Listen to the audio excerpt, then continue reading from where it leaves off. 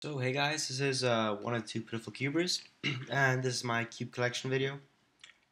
Okay, so I guess I'll start with my 3x3s. So I have two main 3x3s. Well, I guess yeah, it's a Diane Zantry, and it is modded with two centerpiece mods, the 48-point edge mod and a corner mod. And this is just the Stickless Guhong. It has no mods done to it. Yeah, so I like them quite a lot. 3x3s. Ooh. Put them to the side. Then next I have to go to 2x2s. So I have an Ishin 2x2. That's pretty fast, I guess. It's pretty fast. I'm not sure what the camera sees, but I do have red stickers on here instead of pink. So the regular color scheme you'd find on a regular cube. Then I have the V-Cube 2B. Yeah. I just got this today. It's a very fast cube. I've done maybe 30 or so solves on it. It's very fast, but the shape kind of makes other cubes feel like they're indented right here for some reason. I don't know. So 2x2s. The next I'll go on to 4x4. Only have one 4x4. It is also an Ishin because I like the Ishin 4x4s. They turn really great. They turn pretty great. The only problem is they don't corner cut too well. Please show an example. For that, I barely can cut that. So you know, it's definitely not the best at corner cutting, but turning is smooth as soon as you start to get it turning. Next puzzle. 5x5. 5x5. Excuse me 1 second. I have my 5x5 just right back here. My 5x5 that I use is a V-Cube 5. This is the black V-Cube 5. And I did do the pie corner mod, which made the cube a lot better than out of the box. And I got this from a friend. And I lubricated with silicone spray, like all my other cubes. I lubricated all my cubes with silicone spray. So it's a V-Cube 5. The turning is pretty great as well. Next, I forgot to say, I also have a Rubik's Brand 3x3 standing up here. This is my first 3x3. Yeah, it's been through a tiny bit, you know. Did quite a lot of solves on here. And this is lubricated with silicone as well.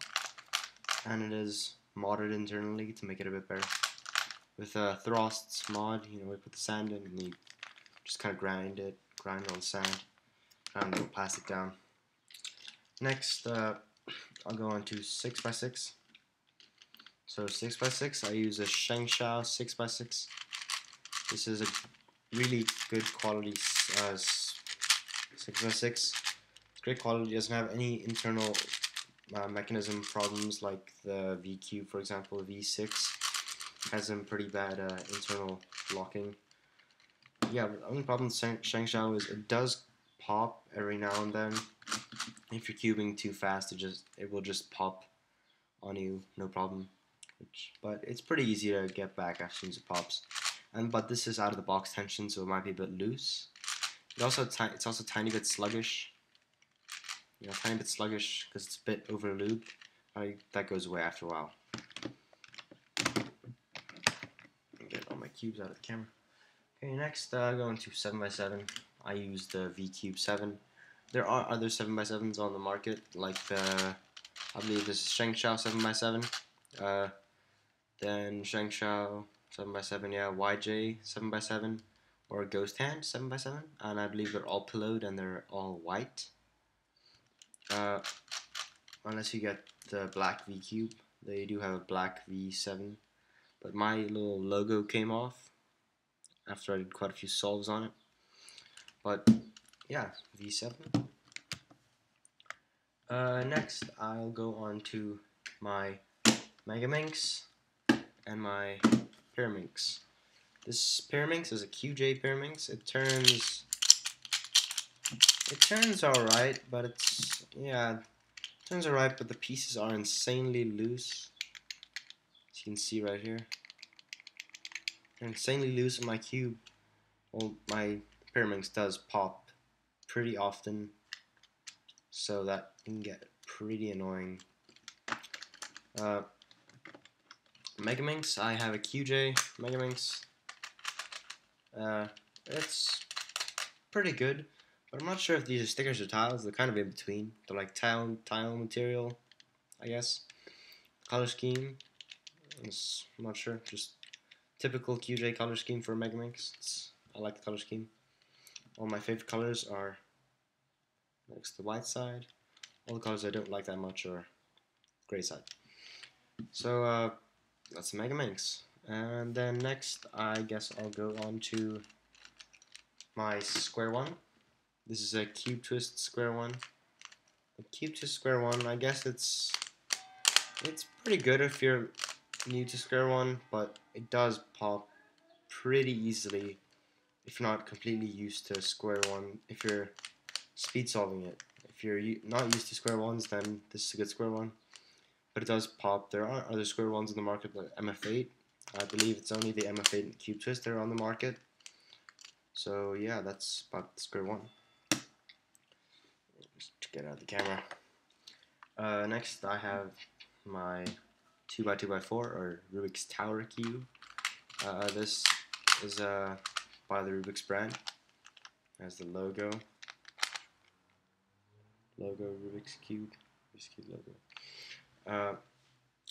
And yes, this cube does shapeshift.